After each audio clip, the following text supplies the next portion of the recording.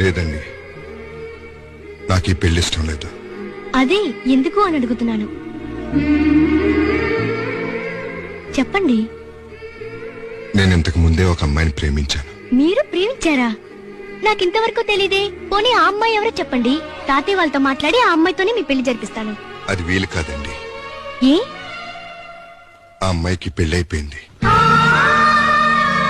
అవునండి, నేను ఆ అమ్మాయిని ప్రేమించాను, కానీ ఆ అమ్మాయి నన్ను ప్రేమించలేదు.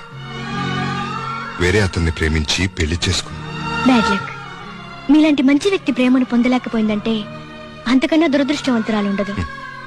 కాదండి, దురదృష్టం తనది కాదు, నాది. లేకపోతే నేను ప్రేమించిన విషయం ఆమెకు తెలియకుండా ఉంటుందా?